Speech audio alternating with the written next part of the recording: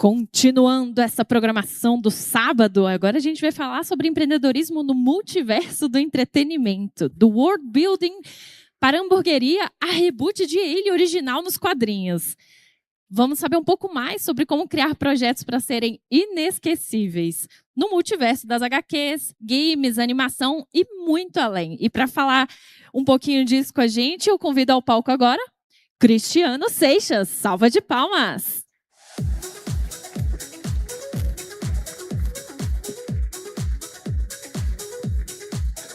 Bom dia, boa tarde. Eu queria que o Renato tivesse falado depois de mim. Queria muito que o Renato tivesse falado depois de mim, porque eu e vários criativos que trabalham ao longo desses 30 anos de carreira, nós que arrumamos a confusão para depois entrar tudo que o Renato falou. Eu acredito que alguns de vocês aqui também. Eu vou passar um vídeo de 1 minuto que mostra um pouquinho do dia a dia do estúdio e para ter uma ideia um pouco melhor do como é que é o dia a dia do trabalho.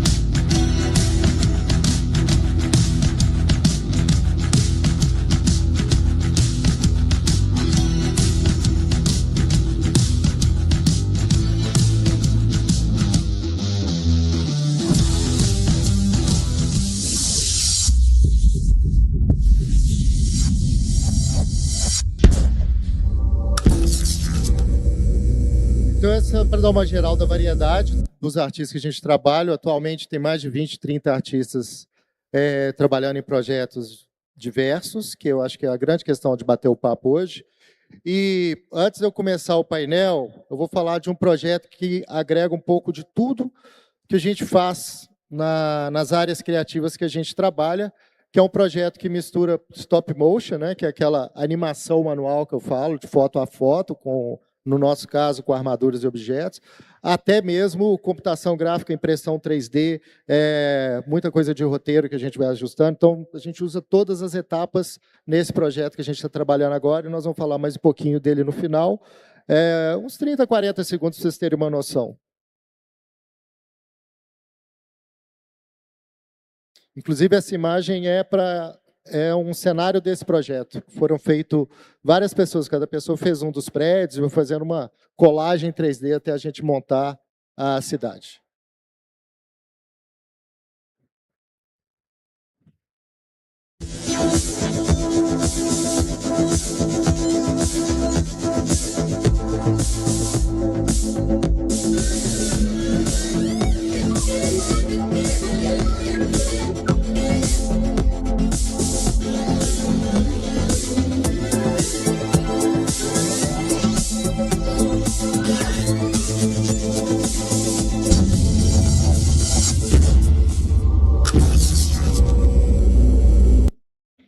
Então, é um resumão para vocês terem ideia desse projeto específico, mas o que eu queria muito, quando chamaram para o Pixel Show, é falar bem além do que muita gente que trabalha na área conhece que eu trabalho, que eu comecei trabalhando com histórias em quadrinhos. Comecei fazendo histórias em quadrinhos, só que eu sempre gostei de trabalhar com vários criativos juntos, nunca gostei de trabalhar, não sou o cara de ficar sozinho no quarto, e hoje eu trabalho online, com vários times online, e eu agora entendi o que é você não estar sozinho e estando online ao mesmo tempo, e eu vou falar um pouco de como é que você pode pegar qualquer projeto criativo seu e levar ele a um outro patamar, inclusive acreditando em você e em outros artistas trabalhando junto. Eu pus essa imagem aqui porque ela mistura muita coisa, experimentação de imagem digital, modelo 3D. Por exemplo, isso aqui é uma construção. Ó, esse outdoor que está aqui, ele é uma peça de madeira de mais ou menos desse tamanho. A gente animou ela na mão e colocamos ela dentro de um cenário misturado. Então, nesse trabalho de misturar trabalho de vários artistas, você aprende a trabalhar com equipe, a trabalhar com o cliente, a trabalhar com várias pontas, seja o tipo de trabalho que for. E para vocês verem que, independente da história que vocês têm, independente da trajetória que vocês têm, sempre vai ter algo que vai cair na sua mão. E como que você vai fazer daquilo ser um projeto criativo? Como que você pode criar um diferencial? Isso é uma mistura da sua história pessoal com a sua bagagem e como é que você aplica aquilo no que chega nas suas mãos. Tá? Então, por isso que eu achei interessante, se fosse o Renato, depois vocês iam entender mais claramente esse processo, mas quem viu o painel anterior vai entender um pouco melhor isso. Então, o que eu mais gosto, quando eu cheguei a fazer um mestrado em animação digital, e um dos professores falava assim, ó, você mais cria ideia personagem do que fala, do que conversa. Então, assim, ele viu que eu não estava dando atenção, que eu estava criando coisas e não estava dando atenção às minhas criações. Então, muitas vezes você tem uma ideia, um sonho, uma coisa que você escreve, e você perde aquilo para sempre. E aquilo podia ser o ponto de início para um projeto maior. Esse é o projeto que eu estou trabalhando atualmente, é um projeto que eu brinco que é um cangaço novo com Last of Us, com 2 meninas no Brasil. Entre o sertão brasileiro ali, entre Bahia, sul de Minas, centro-oeste, a gente não deixa claro aonde a coisa está acontecendo, você não sabe a região. E o projeto foi um sucesso quando a gente lançou na CCXP, há muito tempo atrás, e agora a gente está montando a 3ª edição. Isso aí são baseados nos barcos do Rio São Francisco. Então, por exemplo, essa edição é como se tivesse secado. Está quase secando, né, gente? Então, eu estou colocando num futuro próximo. Então, esse é um projeto que eu vou falar um pouquinho. É o que eu mais gosto, é criar esses universos em conjunto. Aí, eu estou adiantando bastante, calma aí. Achei. Isso. Hambúrguer, eu acho o melhor case para falar o que você cria diferente quando você vai ter uma hamburgueria ou uma lanchonete com um amigo seu. E aí eu vou falar um pouco disso, porque senão fica parecendo, o cara trabalha com animação, com game, com quadrinho, sempre vai tender a ter essas propostas mega criativas naturais da mídia que você trabalha. E eu queria provar um pouco o contrário, que você não precisa estar trabalhando numa área totalmente de entretenimento para poder fazer um projeto criativo. Eu era aquele menino do Stranger Things, 1ª temporada, basicamente, andando de bicicleta na rua de casa. Então, assim, eu não preciso explicar muito, essa foto não é IA, essa foto é real, então não tem nada fake aí, né? Então, eu não tenho que explicar muito sobre esse começo de carreira. Será que isso pode falar essa frase disso? Não sei. E aí é o seguinte, aí começa a história pessoal para eu poder chegar no ponto que eu quero com vocês. Eu tinha irmãs mais velhas do que eu era aquele menino que as irmãs faziam bullying em mim pra caramba, eu era super zoado, e é a vida. Aí o que acontece? A minha primeira irmã, ela falece de um acidente, e aí minha vida deu uma guinada, meus pais mudaram muito a vida dele, e aí eles mandaram isso. Olha só, se eu já estou trabalhando na área há 30 anos, você já deve imaginar essa foto no camelo, que quantos anos deve ter, né? Isso eu escaneei um slide, porque a foto já não existe mais.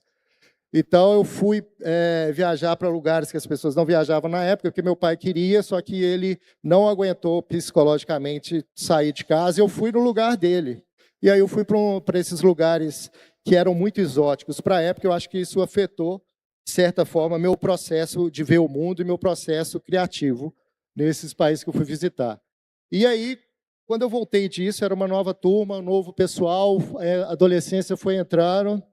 E aí a adolescência entrou, montei uma banda hardcore, que um tocava pior que o outro, mas a minha vida foi explodindo em atividades. A gente começou a tocar em vários lugares, fui mudando de banda, aí eu voltei a fazer quadrinho, eu comecei a misturar o que era aquele menino lá de trás do Stranger Things com a adolescência, jovem adulta, coisa que foi começando a embolar. E eu sempre gostei, isso que eu falo, de estar em banda, de trabalhar no estúdio com amigo. Acho que esse processo de troca entre criativos, todo o processo cresce muito, dá muito resultado. Tinha um canal que chamava MTV, que já acabou. A gente chegou a ter 2 clipes na MTV, de uma banda índia, aqueles que só passava de madrugada, poucas pessoas entendiam o que era o clipe. Era um cara que era o vocalista, foi para o Pato Fu, eu assumi o lugar do cara, eu era a banda lá do B, do cara que foi para o Pato Fu. Mas era legal, porque a gente podia... Por que eu falo isso? Porque a gente podia experimentar, a gente não tinha rabo preso para criar nada. Então, a gente podia ter um processo criativo total. A gente gravou no estúdio do Skank um disco, Virnalize, que eram as bandas da época, e eles gostavam da gente lá gravar porque a gente podia experimentar, a gente pegava a máquina de escrever, gravava som de máquina de escrever, gravava outros barulhos. E o que saía de resultado disso era um resultado que nem a gente mesmo esperava no começo.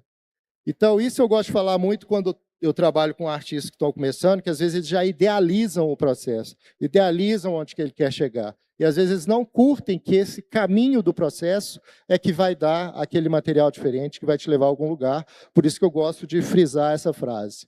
E aí, formei como designer gráfico, mudei de cidade, morei em São Paulo um tempo, trabalhei com animação, voltei, trabalhei como diretor de arte. Eu fui começando, né? Peguei estágio, aí eu fui assistente de produção, assistente de arte, diretor de arte, diretor de criação, aí começa aquela trajetória clássica, e aí eu cansei, queria trabalhar de uma forma mais solta, que publicidade, na época, era uma coisa muito travada, tinha um modelo muito travado, e aí montei um estúdio de criação. Novamente, eu vou frisar muito a questão de amizades, comunidade, e estar aberto para trocar ideia com outros artistas. Eu acho que isso é uma coisa que eu sempre friso, e eu acho que está um pouco subestimado hoje em dia.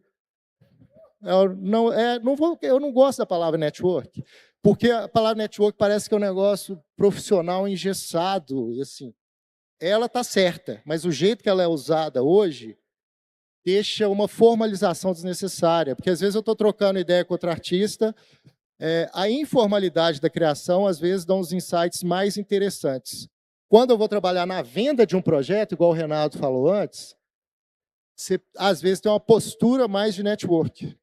Agora, quando você está trabalhando com vários criativos, eu gosto da palavra mais comunidade. Eu acho que ela combina mais com a área de criação. Não perdendo o network lá na frente. E aí estava tudo acontecendo, eu estava vendo um sentido nas coisas, já estava começando a ver um caminho. Aí eu gosto dessa foto, que é um quadrinho que a gente fez de ação há muito tempo atrás, e a gente estava começando a escola, que foi filial da fábrica de quadrinhos e virou a Casa dos Quadrinhos de Belo Horizonte. Essa foto, esses 4 artistas que estão aqui, que a gente estava brincando de fazer essa referência, são entre os 4 maiores artistas do Brasil hoje em dia no mercado internacional. Esse é o Júlio Ferreira, faz a arte final, já fez o Ivan Reis, já fez os maiores artistas da DC. O Eduardo Pansica, ele é um dos maiores artistas da DC Comics hoje em dia. O Rodney Buchamp já trabalhou na Marvel, vários títulos. E o Weber Ferreira, ele é tido como um dos maiores arte finalistas de comics da história do quadrinho brasileiro. Ele é o arte finalista oficial do Ed Barrows, e ele já ganhou vários prêmios internacionais de arte final. Por que eu gosto dessa foto? Por que eu estou dropping names aqui? Porque está em conjunto, brincando, numa sala de aula. A gente está trabalhando, brincando. E aí foi parte do processo deles crescerem tanto. Eu duvido que cada um deles, sozinho na casa deles, chegasse no mesmo lugar que eles chegaram hoje. Podia chegar em outro caminho, mas não no que eles estão atualmente.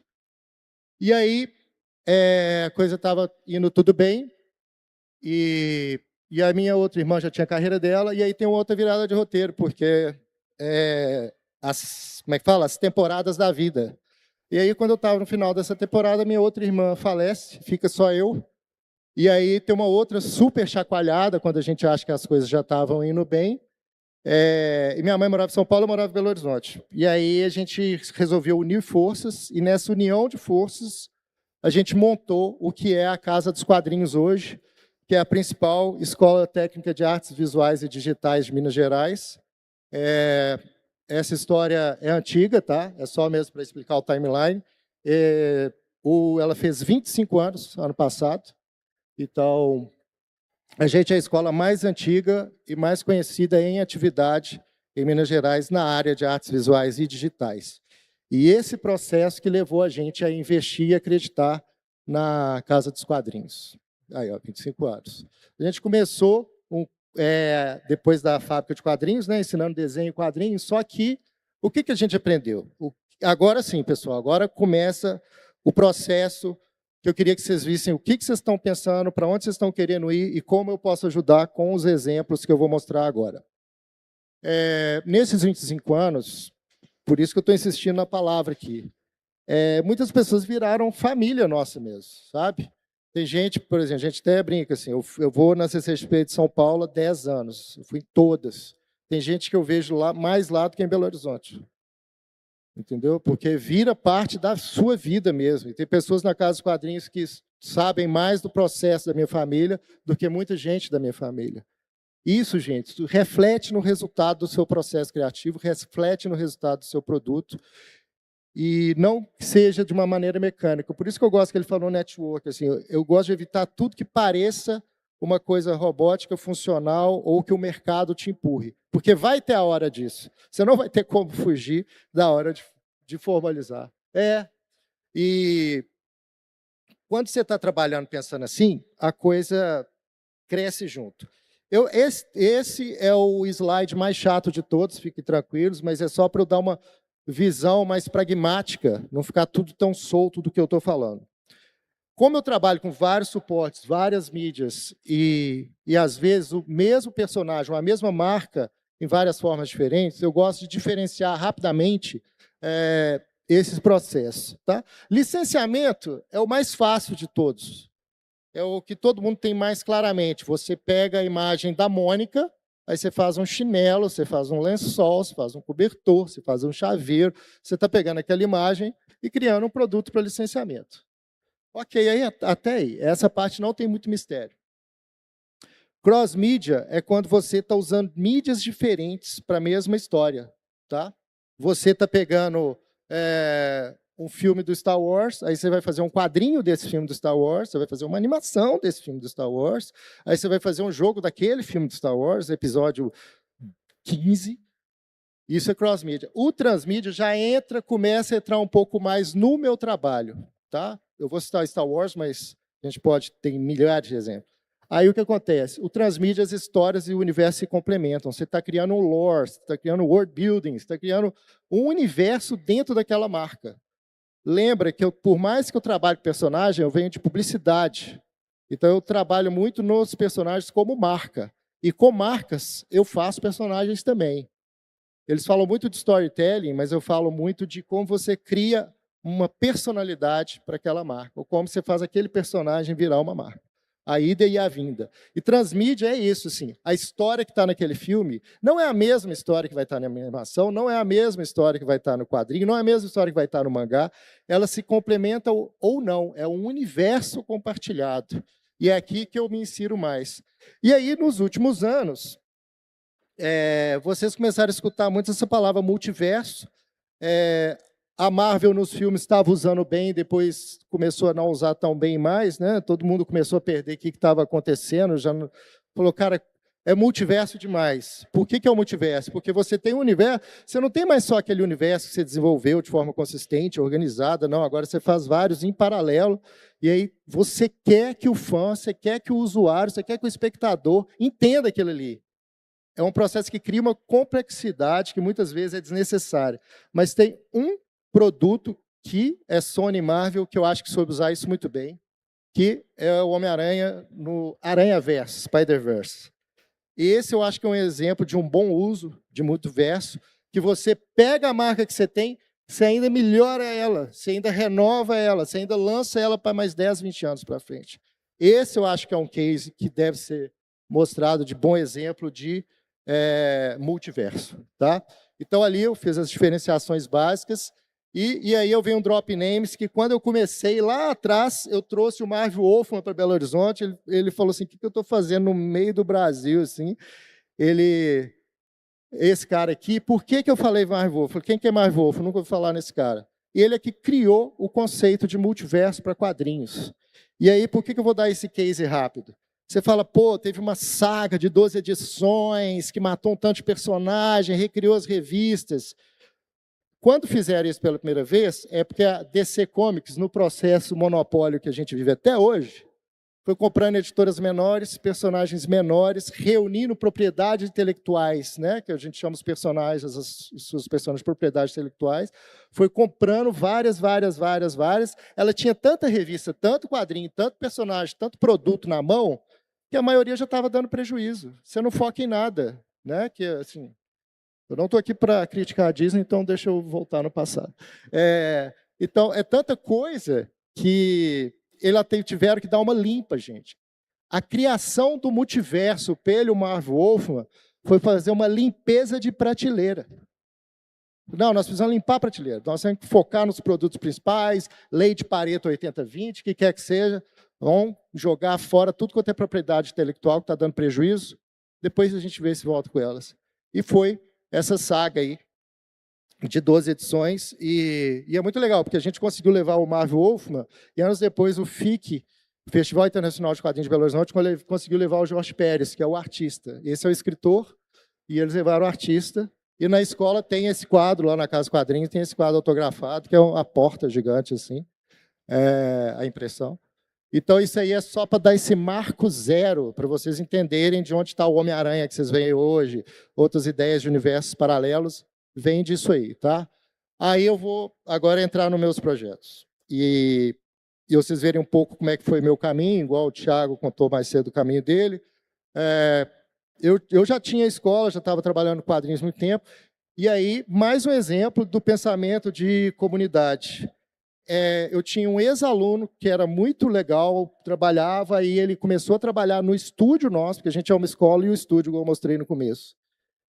E ele começou a ser uma das pessoas mais empenhadas em crescer, em querer ser um artista e profissional, porque o exemplo dessa pessoa que eu vou falar, porque ele não é só um artista, como ele sabe ser um profissional do mercado.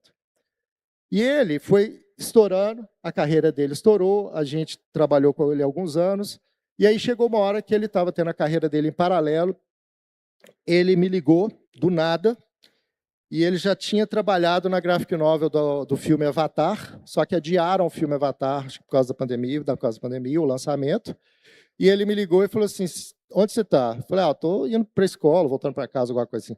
Pare onde você está agora que eu tenho que te falar uma coisa. Eu parei e ele falou assim, você quer ser o roteirista do Alien para mim?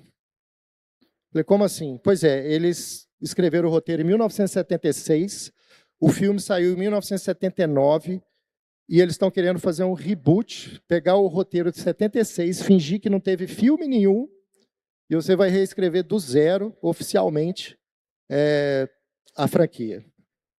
Aí eu falei, obrigado, é piada, tal, não sei o que. Ele falou, não, tem uma concorrência, mas você manda seu material, né, o material que eu venho criando nos últimos anos.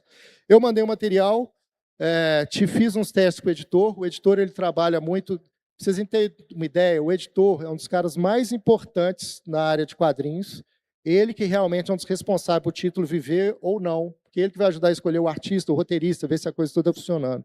E esse cara, muito do que vocês sabem do Predador, de Star Wars, dessas grandes franquias multimilionárias, na área de quadrinhos ele criou coisas que depois foi para cinema ou para o streaming, baseado nele.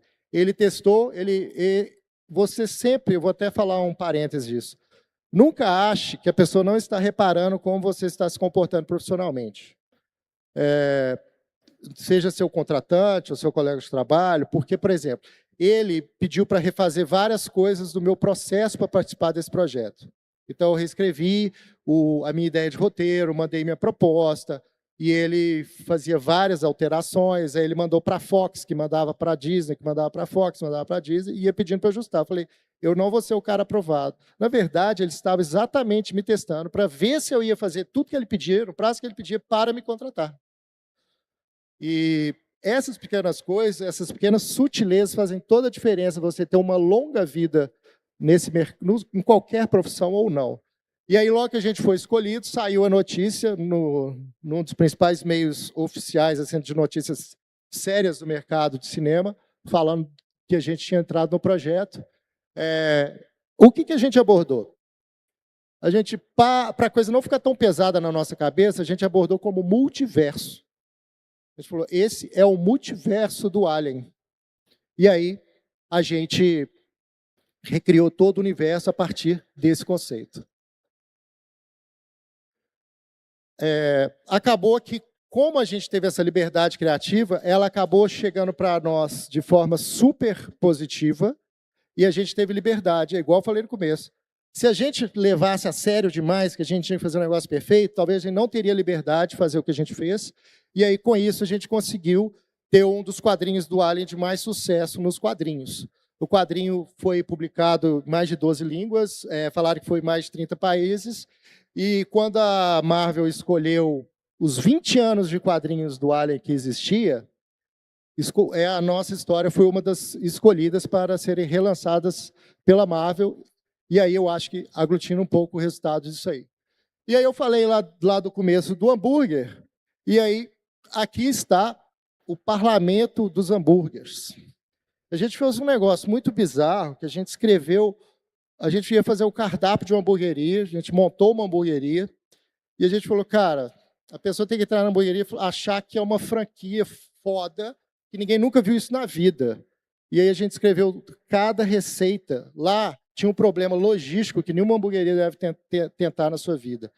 Eram receitas de chefe. Então, cada hambúrguer era um pão específico, com queijo específico, com um molho específico, com uma carne específica e com um vegetal específico, e a logística disso era inferno, mas era assim que era.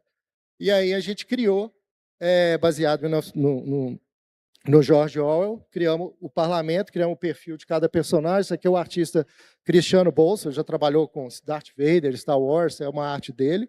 E cada personagem deles tem um perfil deles. Tá? E aí, por exemplo, assim é um exemplo como é que era o cardápio. O Alan Jeff também, que é um outro artista, trabalhou em imagem.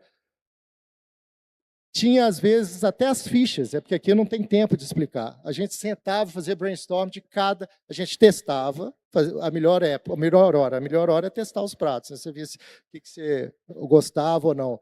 Então, como é que você acha que, de repente, você está fazendo um quadrinho, no outro você está testando o hambúrguer para criar a ficha do personagem do hambúrguer? E aí a gente foi premiado pela Veja BH, pela Encontro, que é uma revista de lá também. Eu pude conhecer o Gordon Ramsay na hamburgueria dele de Las Vegas. A Paula Pimenta fez um hambúrguer dela, tem um hambúrguer do Vitor Cafage, que é outro artista, e a coisa cresceu. A gente fez 8 anos de projeto em cima de um conceito desse. Tá? Esse é um projeto que eu estou trabalhando. Eu vou precisar saber alguma coisa da produção, porque o rapaz falou que eu estou acabando, só que a produção falou que meu tempo era mais longo. Então, eu vou ter que saber o ritmo. Chegou uma plaquinha lá, falou, mas a minha era 40 minutos. O que ela... eu vou falando aqui enquanto ela vem. Ela vem. Esse é um projeto que eu peguei a coisa... Ele é o que mistura o autoral com o profissional. Fecha 30 para 10 minutos. Mas você pode entender, só que aí, se estourar os 40, aí o tempo de pergunta tá bom? Tá. Não, então ok. Então é só para não esticar demais, porque é claro que eu quero que tenha perguntas, senão eu acho que eu não consegui ajudar ninguém. Então, por favor. Isso aqui é para outra emenda do começo. Aquela história toda muito pessoal que eu fiz, rebateu até muito mais nos meus pais do que em mim. E aí eu trabalhei num livro com o artista Alexandre Tissot, um livro ilustrado de terror psicológico, e nesse livro eu tive a oportunidade, pela editora Moby Dick, de contar essa história de uma maneira de ficção de terror. Então, olha como é que você pega uma coisa que às vezes é pessoal sua, que você vai ficar lá, e mesmo assim você acaba tendo um produto final na banca, na livraria, online, vendendo na Amazon, o que quer que seja, a partir de uma história sua que virou uma outra coisa. Tá? E eu acho que é isso que que eu queria chegar na reta final, eu continuo fazendo isso. Então, por exemplo, esse projeto que eu fiz com o Eduardo Pacica, que é aquele que eu mostrei no começo que a gente voltou a trabalhar, chegou a virar um protótipo de games do Unreal. E aí, você vê que uma coisa que você quer fazer autoral brasileira, você acaba sendo convidado para fazer projeto de game, a gente está escrevendo uma peça de teatro, umas coisas que você nunca espera, mas você acredita naquilo, você está aberto à possibilidade, aberto à comunidade, aberta às suas ideias crescerem. E aí, na reta final, é isso que eu falei, esse projeto de stop motion que a gente já vem trabalhando há muito tempo, ele é aquele projeto paralelo que você vai trabalhando junto com seus projetos do dia a dia, a gente usa ele para experimentar coisas, esboçar, imprimir, marcenaria, impressão, e aí tudo que a gente vem aprendendo nesses 20, 30 anos, a gente vem sedimentando nesse projeto, que é isso. Se a gente vai do roteiro, impressão 3D, teste de equipamento, tudo é um mini cinema, é um cinema em pequena escala. Tem um filme novo da Laika, que é stop motion, se vocês puderem ver o make-off, o processo, é um pouco do que a gente está fazendo, juntando, olha só, juntando a escola, os artistas, o estúdio, a comunidade criativa num projeto só. Tá? É isso que eu acho que eu acredito mais. E aí vem a última coisa do projeto, antes da gente fechar. Esse projeto tinha tanto asset é o quê? A biblioteca das coisas que a gente vai criando. Você vai criando coisas demais, às vezes dá dó de você ter tanto de coisa criada que você não vai usar para mais nada. A gente não sabe quando stop motion vai acabar, é um projeto que eu não tenho a menor ideia. O que a gente fez? Fizemos um jogo para Gamescom só com asset do stop motion. A própria equipe do stop motion fez um outro produto para levar para Gamescom. Então, esse é o jogo que a gente está fazendo, estilo Cyberpunk anos 80, com um outro produto. Você acha que quando a gente começou a fazer o stop motion, a gente imaginava que ia levar game para Gamescom? Nunca! Nunca! Então é isso, eu queria mostrar para você, assim, não se feche que eu tenho que fazer perfeito, sozinho, eu vejo uma pessoa no Instagram, tem que fazer melhor. Não, faz com pessoas. E aí, era isso que eu queria deixar impregnado, se fosse possível. Se você for ver por espelho do que está acontecendo em rede social, você nunca vai andar para frente. Você tem que fazer o que você quer fazer com seus amigos, com seus profissionais, mesmo que eles façam coisas bem diferentes. Olha aqui, ó. A gente começa com uma ideia, esboça num guardanapo, discute, isso aí já é a capa. Tá? E aqui, ó, isso aqui é uma das marcas que eu acho mais legal que eu fiz, que é o quadrinhos do Cris e do Dudu. Isso é uma coisa que eu estou fazendo porque eu quero, mas a coisa acontece. Tá? Algum dinheiro aparece, alguma forma de acontecer, vai sair, desde que você não esteja sozinho, você esteja junto com a sua comunidade criativa. Muito obrigado, estou aberto a perguntas.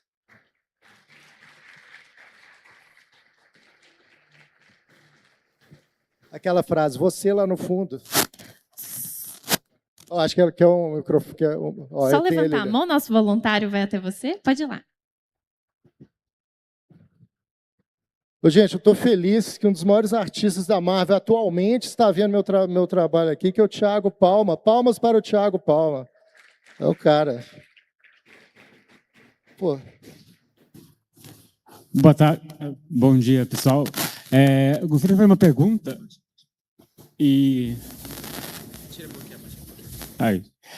Sobre o mercado de animação, né? Você fala sobre o que o país tem disponibilizado para, no caso, para festivais de curta animação. Você tem percebido que a gente tem no Brasil espaço em festivais de curta animação? Como que é você participar? Como que você poderia falar sobre se é fácil para os criadores, se é para os editoriais? Eu acho que eu entendi a sua pergunta. Eu trabalho com o mercado de quadrinho e animação há mais de 20 anos e eu pude acompanhar, como Associação Audiovisual do Brasil, Brave, a BIPTV, várias missões de animação, seja para o Canadá, seja para a Annecy na França. Eu acompanhei vários estúdios. Não é um mercado que está numa situação fácil. Os streamings estão unificando tudo. Tudo que é unificado é mais difícil a oportunidade para quem está começando. Então, os monopólios criam dificuldades para os artistas criativos, mas é o que é. Com isso, O legal é ter contato com os estúdios de animação que tem no Brasil, porque cada um deles sempre está buscando novos artistas, novos talentos em qualquer área, tá? Às vezes é uma pessoa que faz planilha de produção e o estúdio de animação está precisando dessa pessoa, até realmente o animador. O mercado de animação brasileiro tem produtos excelentes. O Irmão do Jorel é um dos maiores cases da América Latina de sucesso. Nós temos Lumas, nós temos vários cases de sucesso, sendo o Irmão do Jorel um dos maiores dele. Tá? E também tem os estilos de animação, né? Tem animação 3D que você vai trabalhar para game, para outros suportes, mas eu acho mais importante é o contato com o estúdio de animações, porque cada um deles vai ter uma história. Tem Tainá, tem pessoa que trabalhou em vários estúdios dos Estados Unidos e agora está dirigindo a Tainá, que é uma animação brasileira. Então, a gente tem uma outra coisa também que a gente está com um pouco de dificuldade, porque a gente agora só tem o mercado infantil ou jovem adulto. Tem um meio caminho de faixa etária de animação que não tem sido trabalhado em novos projetos. Isso pode ser até uma oportunidade. Mais alguma pergunta? O Thiago quer perguntar. E tem mais um ali atrás. Você é o próximo, tá bom? Cris, como é que você tem sentido contato com, claro, Prime Video, Netflix, como é que tem sentido essa busca desses streamings, esses estúdios buscando produção nacional, seja para longas, séries, animação, como é que tem sido a sua percepção nisso? Primeiro eu vou defender uma coisa importante que o Renato falou antes, que são as leis de incentivo à cultura, que é a sua resposta. Sem as leis que dão reserva de mercado para o Brasil, a gente não teria espaço nos streams. Então, tem que ter proteção da produção brasileira, que a gente não pode ficar competindo com meia dúzia de trilionário. Claro que eles vão ganhar. A gente só tem nosso espaço se tiver um espaço obrigatório para ter produção brasileira. Aí vem o segundo momento, que é a questão de qualidade. Vocês estão vendo as séries aí que ganharam por qualidade. Então, eu acho que é um equilíbrio entre ser obrigatório esse percentual brasileiro e você mostrar para os grandes estúdios, né, tipo A2 Filmes e tal, que o seu projeto vale o investimento. No Brasil, a gente já tem uma média de valor de investimento que já gera bons resultados. Cada vez mais você consegue ter um bom resultado de audiovisual e cinema brasileiro com investimento um pouco menor do que seria para ter a mesma qualidade. Então, eu acho que assim, vai ter uma média de produção brasileira com muita qualidade, ela não vai parar. Só que a briga para manter a nossa reserva para isso continuar acontecendo, ela tem que continuar existindo. Acho que tinha mais uma pessoa ali. Olá. Olá. Muito obrigado pela palestra. A minha pergunta é: como que uma pessoa que não tem projetos grandes, nem nada que tenha tido muita repercussão e tudo mais, pode se mostrar para os estúdios ou se mostrar para outros artistas para criar projetos? Se for animação, só ver se eu te respondo certo.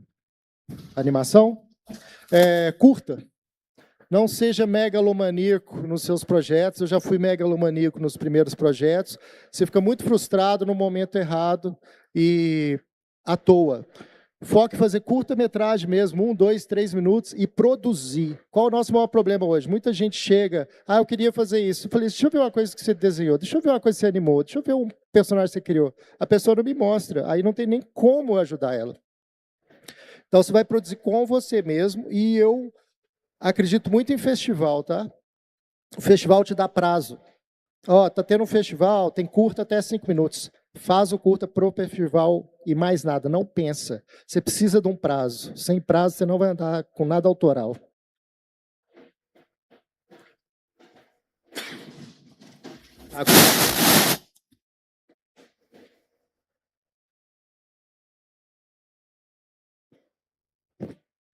Eu acho que por causa do tempo é a última. É isso? Tá tranquilo. Dá pra gente fazer. Tem mais? Não, pode fazer a pergunta. A gente tá só com o microfone. Oi, som? Oi? Não, eu tô tranquilo. Aí, o microfone, tenta levantar para o sinal pegar certinho e não segurar na parte de baixo, porque senão ele bloqueia o sinal do microfone.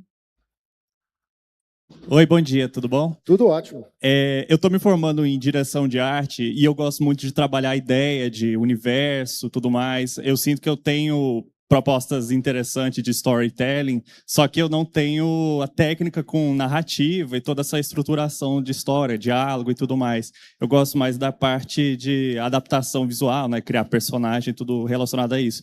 E eu queria saber se você poderia me dar dicas de como eu posso dar início a criar mais coragem de escrever roteiros, ou pelo menos só táticas de conseguir criar história sem ter muito conhecimento em como escrever. Olha, eu gostei de todas as perguntas, mas a que eu mais gostei foi a dele. Porque você vive o que eu vivo. Então, qual a melhor maneira? Fique amigo de quadrinistas.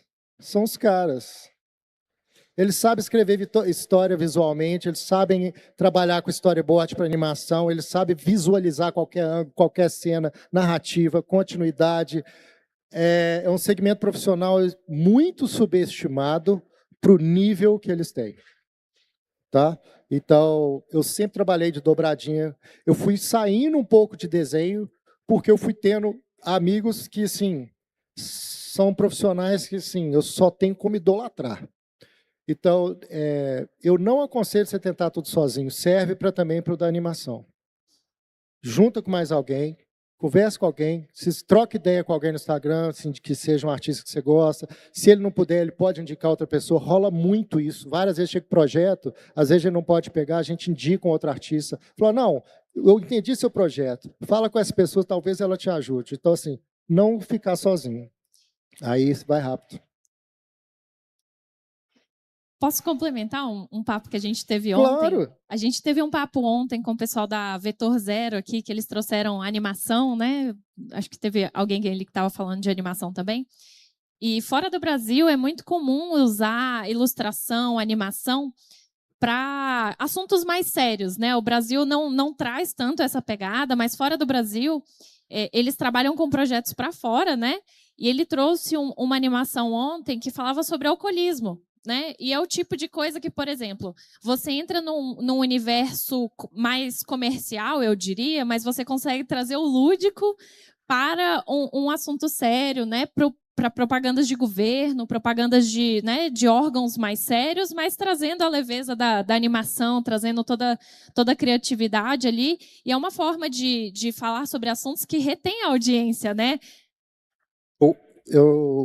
Ela acabou de vender meu estúdio também. Porque, assim, grande parte da subsistência do estúdio é pegar assuntos e temas que, às vezes, são difíceis, igual a Vetor faz mesmo, e contar de uma forma mais lúdica. Isso é parte do nosso trabalho e uma parte importante da sociedade, que a gente precisa aprender esses temas de uma forma mais leve. Exato, porque, assim, pensando, né? É meio chato você ver uma propaganda que tem um assunto super sério, super denso, e quando você conta isso através de uma narrativa, né, através de uma ilustração, você traz outra perspectiva, né? E você traz uma atenção que normalmente uma propaganda tradicional não consegue. Né? Então, explorar os mercados, né? Pensar um pouco outras formas de explorar, que não seja só... Não estou desvalorizando, tá, gente? Mas assim como vários outros palestrantes trouxeram, acho que essa questão de explorar os mercados em diferentes vertentes é muito rico, e eu acho que a gente só tem a enriquecer o mercado como um todo. Exato. Obrigado, pessoal. Valeu. Fechado. Muitíssimo obrigada, galera. Valeu. Um papo muito bacana. Fantástico. A gente vai ter uma pequena pausa aqui na nossa programação de palco, e a gente retorna às 2 agora para a gente poder continuar aqui no palco do Pixel Show. Fechado? Muitíssimo obrigada a todo mundo que está acompanhando aí todos os dias. Valeu!